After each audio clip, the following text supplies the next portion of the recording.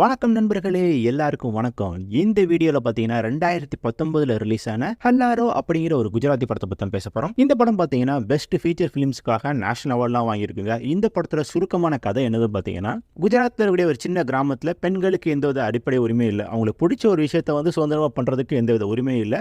அந்த கிராமத்துக்கு நம்ம ஹீரோயினான மஞ்சரி நகரத்தை கல்யாணம் பண்ணிட்டு வராங்க. அவங்க நகரத்துல எந்த அளவுக்கு ஃப்ரீயா இருந்தாங்களோ அந்த மாதிரி அந்த கிராமத்துல இருக்க ட்ரை பண்றாங்க. ஆனா அதுக்கு முட்டுக்கட்டு போட்டே இருக்காப்ல அவங்க மாமியார். அந்த இடத்துல தன்னோட சுதந்திரத்துக்காக போராடக்கூடிய நம்ம ஹீரோயினான மஞ்சரி இந்த படத்தோட இறுதியில போராட்டத்துல ஜெயிச்சாங்களா அப்படிங்கறத கதை. இந்த படம் பாத்தீங்கன்னா கர்பா நடனத்தை சென்ட்ரலைஸ் பண்ணி எடுத்திருக்காங்க. கர்பா நடனம் இந்த படத்துல ஒரு மேஜர் ரோல் பிளே பண்ணுதுன்னு சொல்லலாம். இதுதான் இந்த படத்தோட சுருக்கமான கதை. இந்த படம் MX பிளேயர்ல இருக்கு. ஆனா குஜராத்தி லாங்குவேஜ்ல மட்டும் இருக்கு. சப்டைட்டில் வச்சு நீங்க பார்க்கணும்னா பாருங்க. இல்லைன்னா இந்த வீடியோவை ஸ்கிப் பண்ணாம கடைசி வரைக்கும் பாருங்க, உங்களுக்கு தெளிவா புரியும். நம்ம இந்த வீடியோ பார்க்கிறதுக்கு முன்னாடி நம்ம சேனலுக்கு புதுசா அவஞ்சர்ஸ் எல்லாருமே இந்த லைக் பட்டன், சப்ஸ்கிரைப் பட்டன்லாம் இருக்கும், கிளிக் பண்ணுங்க. வீடியோ ரொம்ப பிடிச்சிருச்சுன்னா பக்கத்துல ஷேர் பட்டன் இருக்கும். உங்களோட சோஷியல் மீடியா உங்க ஃப்ரெண்ட்ஸுக்குலாம் ஷேர் பண்ணலாம். இப்போ வாங்க வீடியோக்குள்ள போலாம். இந்த படம் பாத்தீங்கன்னா 1975 குஜராத்ல குச்சிங்கிற ஒரு இடத்துல நடக்கிற மாதிரி காட்டியிருக்காங்க. இந்த படத்தோட ஆரம்பத்துல ஒரு முரட்டு ஆள் கண்ணாடி மாடி கொஞ்சம் அலங்காரம் பண்ணிட்டு இருக்காப்ல.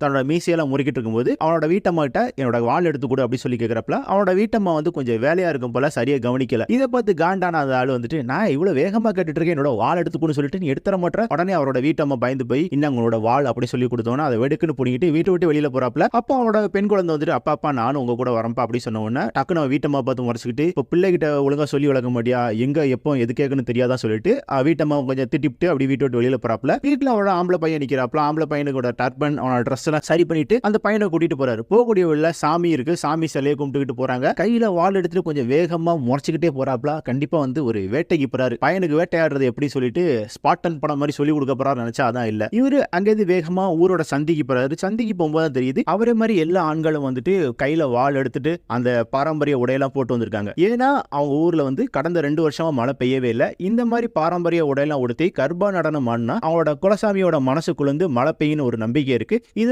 அவங்க வருஷம் பண்ணிட்டு இருக்காங்க. இந்த சடங்கை ஊர் தலைவர் சாமி கும்பிட்டு ஆரத்தி எடுத்து தொடங்கி வைப்பாரு. அவர் ஆரத்தி எடுக்கிறதுக்கு முன்னாடி ஊர்ல ரேடியோ கேட்டுட்டு இருக்காங்க. அந்த ரேடியோல இந்த வருஷத்துக்கான மழை காலம் சீக்கிரமே குச்சில ஆரம்பிச்சிடும் அப்படி சொல்றாங்க. அது மட்டும் இல்லாம இந்திரா காந்தி அம்மையார் நாடு முழுவதும் எமர்ஜென்சியை அமல்படுத்திருக்காங்க. அரசாங்கத்துக்கு எதிராக எந்த மக்களும் பேசக்கூடாதுன்னு சொல்லிட்டு ரேடியோல சொல்லும்போது இந்த கதை நடக்கிற காலகட்டம் 1975 தான் சொல்லி நம்மளுக்கு புரிய வைக்கிறாப்ல. ஊர் தலைவர் வராரு. சாமிக்கு ஆரத்தில எடுத்து காட்டிட்டு கர்பா நடனம் தொடங்கட்டும் சொன்ன உடனே டான்ஸ் ஆட ஆரம்பிக்கிறாங்க எல்லா ஆண்களும். இதுல முக்கியமான விஷயம் என்னன்னா கர்பா நடனம் ஆண்கள் மட்டுமே ஆடணும், பெண்கள் ஆடுறதுக்கு உரிமை இல்லைன்னு சொல்லிட்டு ஒரு எழுதப்படாத ஒரு சட்டம் இருக்கு. இதனாலதான் அந்த சின்ன குழந்தை வரும்போது அந்த ஆளு கொஞ்சம் இறுக்கமான முகத்தோடி வீட்டம்மாட்ட பேசினாரு நமக்கு புரியுது. அது மட்டும் இல்லாம ஆண்கள் எல்லாருமே அந்த வழிபாட்டுல தொடர்ந்து கர்பா நடனம் ஆடிட்டு இருக்காங்க. அப்ப வீட்டுக்குள்ள இருக்கக்கூடிய பெண்களோட மனநிலையை காட்டுறாங்க. அவங்களோட முகத்துல அவங்களோட பாடி லாங்குவேஜ்ல வெளியில போய் நமக்கும் ஆடணும்னு சொல்லி பயங்கர ஆசை, சொல்ல போனா பேராசையாவே இருக்கு. ஆனா அவங்களால முடியாம அதை ஒரு வழியை அவங்க ஃபேஸ் எக்ஸ்பிரஷன் மூலமா நமக்கு கன்வே பண்றாங்க. அந்த நடனம் முடியும் போது அன்னைக்கான நாள் அப்படியே முடியுது. அடுத்த நாள் காலையில பெண்கள் வீட்டுல உள்ள எல்லா வேலையும் செஞ்சுக்கிட்டு பல கிலோமீட்டர் தூரத்துல இருக்கக்கூடிய ஒரு நதியை நோக்கி போறாங்க தண்ணி கோரிட்டு வரதுக்காக. பெண்கள் எல்லாருமே தண்ணி கோரதுக்கு நதியை நோக்கி போனோம்னா ஊர்ல இருக்க ஆண்கள் எல்லாருமே ஒரு பஞ்சாயத்துல உட்கார்ந்திருக்காங்க. அந்த பஞ்சாயத்துல என்ன விஷயம் போயிட்டு இருக்குன்னா, ஊருக்குள்ள கேசர்னு ஒரு விதவை பொண்ணு இருக்கு. அந்த பொண்ணோட புருஷன் இறந்து போனால கிட்டத்தட்ட ஒரு 1.5 வருஷமா அவ வீட்டை விட்டு வெளியில வரவே இல்லை. ஊர்ல யாரு கூட பேசது இல்லை. அவட மாமியார் தான் இத்தனை நாள் அந்த வீட்டுக்கு தேவையான தண்ணீர்லாம் எடுத்துட்டு இருந்தாங்க. அவட மாமியாருக்கு உடம்பு சரியில்லாம போனதுனால அந்த வீட்டுக்கு தண்ணி வசதி செஞ்சு கொடுக்குன்னு சொல்றாங்க. ஆனா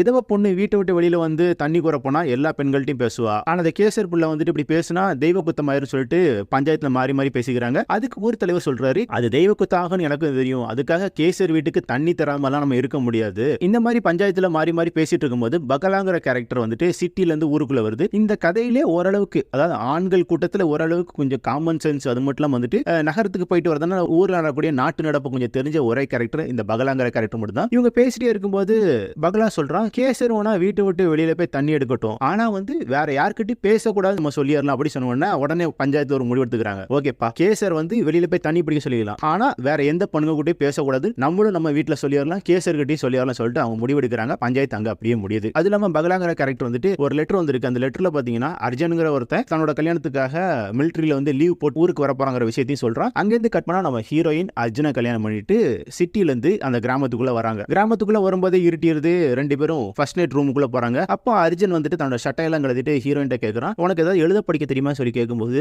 மஞ்சரி சொல்றப்பல எனக்கு கொஞ்சம் எழுத படிக்க தெரியும் அப்படி அப்படிங்கிறாப்ல. அதுக்கு வந்து நீ எது வரைக்கும் படிச்சிருக்கேன்னு சொல்லி கேட்கும்போது நான் வந்து 7வது வரைக்கும் படிச்சிருக்கேன்னு ஹீரோயின் சொன்ன உடனே அர்ஜுன் கொஞ்சம் முறைச்சிக்கிட்டே திரும்புறான். நிறைய தான் படிச்சிருக்க, இந்த ஊர்ல உனக்கு வந்து படிப்பு சம்பந்தமா எந்த ஒரு வேலையும் கிடையாது, அதிகமா படிச்சாலே ரக்க கொம்புல முளைக்குமாமே, எப்படி ஏதாவது முளைச்சிருந்தா நீயே வெட்டிக்கோ, நான் வெட்டினா உனக்கு ரொம்பவே வலிக்கும் அப்படின்னு சொல்றான். இதை கேட்டு ஹீரோயினான மஞ்சரி கொஞ்சம் அதிர்ச்சி ஆகுறாங்க. அர்ஜுன் வந்து எந்த வேலைக்கு வந்தானோ அந்த வேலையை பார்க்க ஆரம்பிக்கிறான். அந்த நாள் அப்படியே முடியுது. அடுத்த நாள் காலையில அவனோட வீட்டு கதவை தட்டி மஞ்சரியோட மாமியார் வந்து கதவை திறக்கிறாங்க. திறந்துட்டு மஞ்சரியை வந்து தண்ணி கோரப்போம் சொல்லி மற்ற பெண்கள் கூட அனுப்பிச்சு வைக்கிறாங்க. அதுக்குள்ள வந்துட்டு மற்ற பெண்கள் எல்லாருமே கேசருக்கு வந்து தண்ணி கோரதுக்கு அனுமதி கொடுத்தது, அது மட்டும் இல்லாம ஹீரோயினான மஞ்சரி வந்து கல்யாணம் கட்டிட்டு ஊருக்குள்ள வந்தது, இந்த விஷயத்தெல்லாம் பேசிட்டு இருக்காங்க. கேசர் வந்த உடனே யாருமே கேசர் கிட்ட பேசுறதுக்கு தயாராகவும் இல்ல. ஆனா கேசர் அவங்க கூட யாராவது பேசுவாங்களோ சொல்லி ட்ரை பண்ணுதாப்ல, யாரும் பேச தயாரா இல்ல. ஆனா ஹீரோயினான மஞ்சரி மட்டும் போயிட்டு தன்னை வந்து அறிமுகப்படுத்திக்கிறாங்க. என்னோட பேரு மஞ்சரி, நான் வந்து அர்ஜுனை கல்யாணம் பண்ணிட்டு இங்க ஊருக்கு புதுசா வந்திருக்கேன் அப்படின்னு சொன்ன உடனே கேசருக்கு வந்து தனக்கு போடப்பட்ட சட்டம் தெரியும், அதாவது யாரு கூட பேசக்கூடாதுன்னு சொன்ன உடனே அதை மதிச்சு இவங்க வந்து யார்ட்டி பேசாம போயிருந்தாங்க. எல்லாருமே தண்ணி கோரி கிராமத்துக்கு மறுபடியும் திரும்பி வராங்க. திரும்பி வரும்போது அந்த ஊர்ல வந்து நிறமாச கர்ப்பிணியான ஒரு பிள்ளை இருக்கு. அந்த பிள்ளை வீட்டுக்கு தேவையான தண்ணியை இவங்க வந்து ஷேர் பண்ணி கொண்டு வராங்க. ஹீரோயினான மஞ்சரி வந்துட்டு அவங்க வீட்டுக்குள்ள தண்ணி எடுத்து வைக்கிறதுக்கு ஹெல்ப் பண்றாங்க. அது மட்டும் இல்லாம வந்துட்டு உங்களுக்கு பொம்பளை குழந்தை தான் பறக்கும் சொல்லிட்டு இருக்காங்க. இந்த கன்வர்சேஷன்ல முடிஞ்சோன்னா ஹீரோயினான மஞ்சரி வந்து அவங்க வீட்டுக்கு போறாங்க. வீட்டுக்கு போனா வேற வேலை எதுவும் இல்லைன்னு சொன்னோன்னா எம்ப்ராய்டரி பண்றது அவங்களுக்கு ரொம்ப பிடிக்கும். ஸோ எம்ப்ராய்டரி பண்ண ஆரம்பிக்கும் போது அர்ஜுனோட அம்மா வந்துட்டு இந்த ஊர்ல யாரும் எம்ப்ராய்டரி பண்ணக்கூடாது அப்படின்னு சொல்லிட்டு அதை வந்து வாங்கி வைக்கிறாங்க. மஞ்சரிக்கு ஒண்ணுமே புரியல, எம்ப்ராய்டரி நான் ஊர்ல பண்ணிட்டு தான் இருந்தேன், ஏன் பண்ணக்கூடாதுன்னு சொல்லி கேட்கும்போது அப்போ ஒரு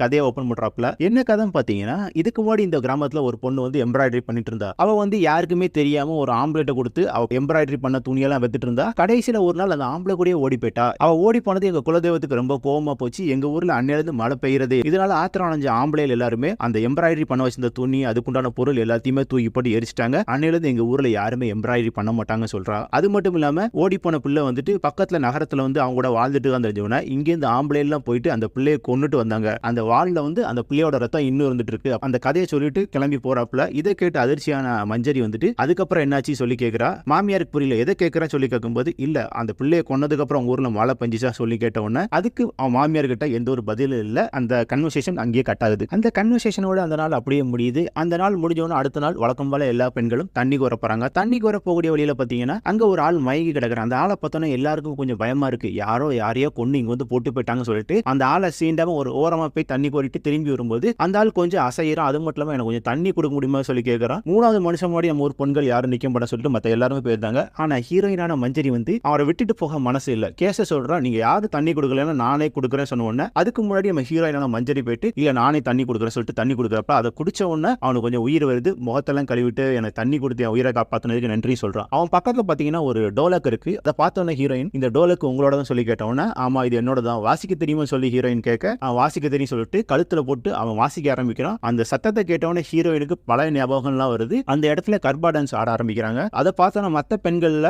2 பேர் தவிர இது எல்லாருக்குமே வந்து டான்ஸ் ஆடணும்னு ஆசையா இருக்கு. அதுல வந்து 1-2 பேர் ஆட ட்ரை பண்றாங்க.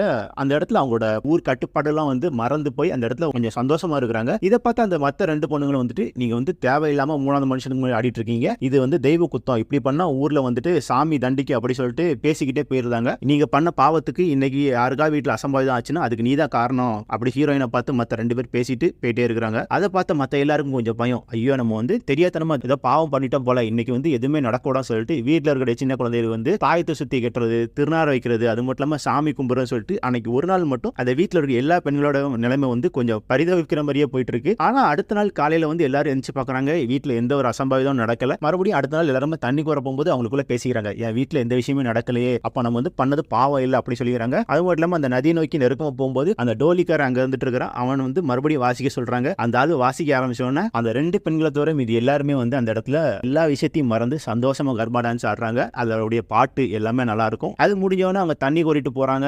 அன்னைக்கான நாள் சந்தோஷமா முடியுது. அது மட்டும் இல்லாம நாளைக்கு போகும்போது டோலிக்காரருக்கு சாப்பாடு நான் எடுத்துட்டு வரேன் அப்படி இப்படி சொல்லிட்டு அந்த பெண்களுக்குள்ளேயே பேசிக்கிறாங்க. அடுத்த நாள் காலையில் வழக்கம் போல இவங்க வீட்டுல எல்லா வேலையும் முடிச்சுட்டு தண்ணி கோர போகும்போது அங்க நிறமாச கர்ப்பிணியா ஒரு பிள்ளை இருந்துச்சு பாத்தீங்களா, அந்த பிள்ளைக்கு வயிறு வலி வருது. மருத்துவ வச்சு உள்ள போய் வந்துட்டு பிரசவம் பார்த்துட்டு இருக்கப்பல பிரசவம் பார்த்துட்டு இருக்கும்போது எல்லா பெண்களும் வீட்டுக்கு வெளியில் நின்று இருக்காங்க. என்ன குழந்தை பிறக்க போகுதுன்னு சொல்லி ஒரு ஆசையோடு நின்று இருக்காங்க. மருத்துவ செடியில் வந்து பெண் குழந்தை பிறந்திருக்குன்னு சொன்னோன்னா எல்லாருக்கும் சந்தோஷம். ஆனா அந்த குழந்தை வந்து இறந்தே தான் பிறந்திருக்குன்னு சொன்னோன்னா எல்லாருமே சோகமா வராங்க. சோகமாவே தண்ணி பிடிக்க போறாங்க. அப்ப அவங்களுக்குள்ள வந்து இந்த டான்ஸ் ஆடாம 2 பேர் இருந்தாங்க பாத்தீங்களா, அந்த பிள்ளை வந்து பேசிக்குது, நீ பண்ண பாவம் நம்ம தெய்வம் வந்துட்டு அந்த சின்ன குழந்தையை தண்டிச்சிருச்சு, இதை வந்து நான் அவள்கிட்ட சொல்லியே தீருவேன் சொல்லிட்டு அன்னைக்கு நைட்டு வந்து எல்லாரும் அந்த பிள்ளை வீட்டுக்கு போறாங்க. அங்க போயிட்டு இங்க வந்து கூட்டத்துல யாரோ பாவம் பண்ணிருப்பாங்க, அந்த பாவம் வந்து குழந்தைய வந்து பாதிச்சிருச்சு, உன் குழந்தை வந்து சும்மால இறந்து போயிருக்காது, தெய்வம் தான் தண்டிச்சிச்சு அப்படி சொல்லும்போது இதை கேட்ட ஹீரோயின் வந்து நானே இதை பத்தி பேசுறேன், நாங்க தண்ணி பிடிக்க போகும்போது அங்க ஒரு டோலக்குக்காரனை பார்த்தோம், அவன் குடிக்கிறதுக்கு தண்ணி இல்லாம மயங்கி இருந்தான், அவனோட மயக்கம் போகிறதுக்கு நான் கொஞ்சம் குடிக்க தண்ணி கொடுத்தேன், அது மட்டும் இல்லாம அவங்ககிட்ட டோலக்கு இருந்துச்சு, வாசிக்க தெரியுமா சொல்லி கேட்ட உடனே நாங்க எல்லாருமே கர்ப்பா டான்ஸ் ஆடணும், இதை தொடங்கினது நான் தான், தப்பு பண்ணது நான் தான், நீ என்ன தண்டனை கொடுக்க இருந்தாலும் எனக்கே கூட சொன்ன உடனே அந்த பிள்ளை அந்த இடத்துல உடஞ்சி அழுகுது. அது மட்டும் இல்லாம ஒரு விஷயம் சொல்லுது, என் புருஷன் என்ன அடிக்காத நாளே கிடையாது, கடைசியா நான் கர்ப்பமானவனா இந்த ஒரு 9 மாசமா தான் அடிக்காம இருந்தா,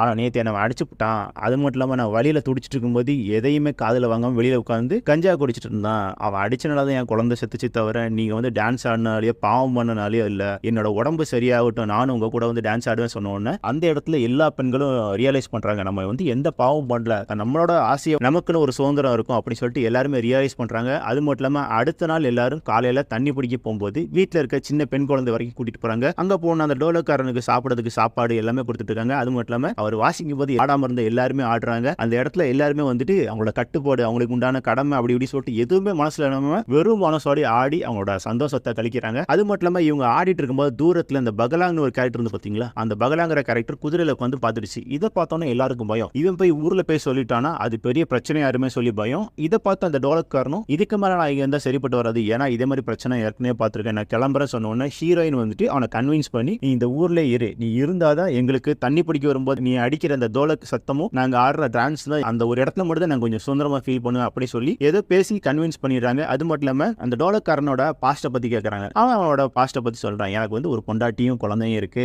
என்னோட குழந்தை பேரு ரேவா, நான் பக்கத்து கிராமத்துல இருந்து வரேன் அப்படி சொல்றான். அது மட்டும் இல்லாம இந்த பாலைவனத்துல வந்து திடீர்னு பாத்தீங்கன்னா புயல்லாம் வருது, என்னால ரொம்ப நாள் இருக்க முடியாது சொன்ன உடனே மத்த பெண்கள்லாம் சொல்றாங்க, இது பக்கத்துல ஒரு ஊர் இருக்கு, இது திருவிழா டைம் தான், டோலக்கு காரணம் வந்து ஊர்ல எல்லாரும் தேடிட்டு தான் இருப்பாங்க, நீங்க ஒரு டோலக்கு நல்லா தான் வாசிக்கிறீங்க, நீங்க போனா கண்டிப்பா உங்களுக்கு வந்து சாப்பாடு தங்குறதுக்கு இடமும் கிடைக்கும் அப்படின்னு சொன்ன உடனே இதை கேட்டு கொஞ்சம் கன்வின்ஸ் ஆன டோலக்காரனும் ஊருக்குள்ள போறான். அதுக்கு முன்னாடி அவன் வாழ்க்கையிலானத கடந்த கால சம்பாதத்தை வந்து நமக்கு காட்டுறாங்க. இந்த டோலக்குக்காரன் வந்துட்டு கீழ் ஜாதியை சேர்ந்தவன், இவன் வந்துட்டு வேள்வி சடங்கெல்லாம் தீ வச்சு கொளுத்தி ஆரம்பிச்சு வைக்கிறது, அது மட்டும் இல்லாம டோலக்கு வாசிக்கிறது அப்படிங்கிற வேலையை தான் பார்த்துட்டு இருக்கான். அந்த சடங்கு முடிஞ்சவனா அவங்க கொடுக்குற காசோ அல்லது வந்து அந்த ஏதாவது தானியம் தான் கொடுத்தா வாங்கிட்டு வந்துருவாங்க. ஊருக்குள்ள பாத்தீங்கன்னா ஆண்கள் மட்டும் தான் கர்ப்பா டான்ஸ் ஆடணும், பெண்கள் ஆடக்கூடாதுன்னு சொல்லி ஒரு கட்டுப்பாடு இருக்கு. ஆனா டோலக்குக்காரன் வாசிக்கும் போது அவனோட பெண் குழந்தையும் அவனோட பொண்டாட்டியும் ஆடுறத பார்த்து ஆதிக்கி சதியை சேர்ந்தவங்க அவன் தூங்கிட்டு இருக்கும்போது வீட்டோடி வச்சு கொளுத்திருந்தாங்க. அதுல வந்து அவனோட பெண் குழந்தையும் அவனோட ஒய்ஃபும் இறந்து போயிருந்தாங்க. இந்த டோலக்குக்காரன் மட்டும் தப்பிக்கிறான். அங்கேருந்து தப்பிச்சு இப்படி ஊர் ஊரா வந்தப்பதான் இங்க வந்து சேர்ந்திருக்கான். ஆனா இந்த விஷயம் எல்லாமே யாருக்கிட்டையும் சொல்லாம படம் பார்க்குற நமக்கு மட்டும் தெரியுது. மற்ற பெண்கள் எல்லாரும் சொன்ன மாதிரி இந்த டோலக்கார் ஊர் தலைவர்கிட்ட போயிட்டு எனக்கு கொஞ்சம் தங்குறதுக்கு இடம் வேணும்னு சொல்லி கேட்டுட்டு இருக்கிறான். அதே நேரத்தில் இந்த பகலாங்கிற கேரக்டர் உள்ள வருது. ஸோ பகலா வந்து ஊர்ல வந்து சொல்லிடுவான்னு சொல்லி எல்லா பெண்களும் பயந்துட்டு இருக்காங்க. ஆனா அவன் எதுவுமே சொல்லாம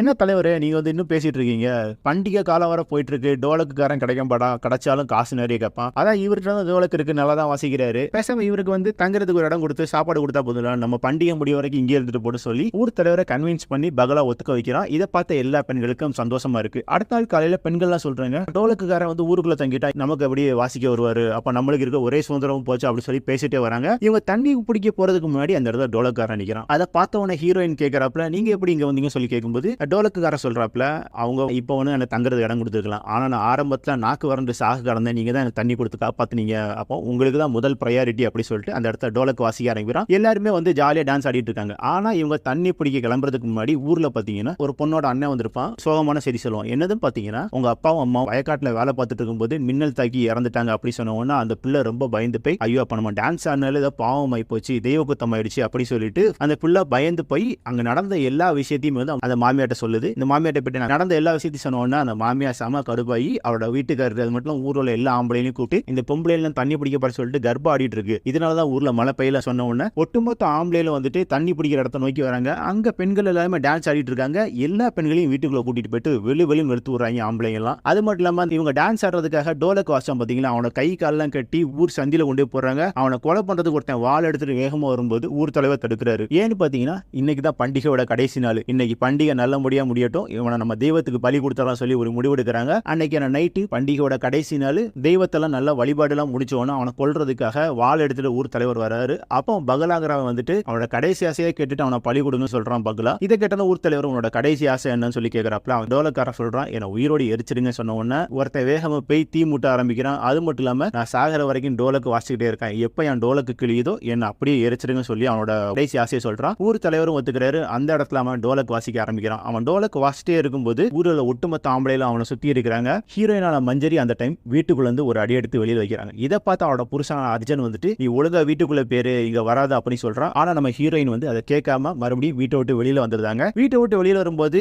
அவளோட புருஷனான அர்ஜுன் வந்து அவளை வீட்டுக்குள்ள கூட்டு போயிருக்கு ஒரு அடி எடுத்து முன்னாடி வைக்கிறான். அப்போ வானத்துல இருந்து ஒரு துளி தண்ணி வந்து ஹீரோயின் மூஞ்சிலையும் ஊர் தலைவர் மூஞ்சிலையும் விழுகுது. அதுக்கப்புறம் மழை கண்டினியூஸா பெய்ய ஆரம்பிக்குது. இதை பார்த்த ஊர் தலைவர் மொத்த ஆம்பளைகள் கிட்டே வந்துட்டு யாருமே இந்த இருக்க இடத்த விட்டு நகரக்கூடாது சொல்றாப்புல. ஆனா டோலக்குக்காரன் மட்டும் டோலக்க வாசிச்சுக்கிட்டே இருக்கிறான். ஹீரோயினான மஞ்சரி அந்த சத்தத்தை கேட்டு அந்த இடத்துல இருந்து கர்ப்பா டான்ஸ் ஆட ஆரம்பிக்கிறாங்க. ஹீரோயின் ஆடதை பார்த்து வீட்டுக்குள்ள இருக்க எல்லா பெண்களும் வந்து கோபமா டான்ஸ் ஆட ஆரம்பிக்கிறாங்க. கர்ப்பா கண்டினியூஸா போயிட்டே இருக்கு. டோலக்காரன் வாசிச்சுட்டே இருக்கான். மழையும் பெஞ்சுக்கிட்டே இருக்கு. ஆண்களால எதுவுமே பண்ண முடியாத ஒரு எக்ஸ்பிரஷன் கொடுத்துட்டு இருக்காங்க. கர்ப்பா டான்ஸ், அதுக்கு தக்கன பாட்டு, அந்த பாட்டோட மீனிங் சொல்லி எல்லாமே தாறுமாறா போயிட்டே இருக்கும்போது படம் அந்த இடத்துல முடியுது. இந்த படத்தை இன்னும் சுருக்கமா எனக்கு சொல்றதுக்கு தெரியல. இந்த வீடியோ நீங்க ஃபுல்லா பார்த்திருப்பீங்க. இந்த படத்தோட கண்டென்ட் எப்படி இருக்கு சொல்லி நீங்க வந்து உங்களோட கருத்துக்களை கமெண்ட் பாக்ஸ்ல மென்ஷன் பண்ணுங்க. இந்த வீடியோ பிடிச்சிருந்தா லைக் பட்டன், அப்புறம் வந்து ரொம்ப பிடிச்சிருச்சுன்னா அந்த ஷேர் பட்டன்லாம் இருக்கும், தட்டி விடுங்க. அடுத்தடுத்த வீடியோக்களுக்கு இந்த சப்ஸ்கிரைப் பட்டன்லாம் இருக்கு, அடிச்சு விட்டுப்பாங்க. அடுத்த வீடியோல உங்களை மீட் பண்றேன். See you soon.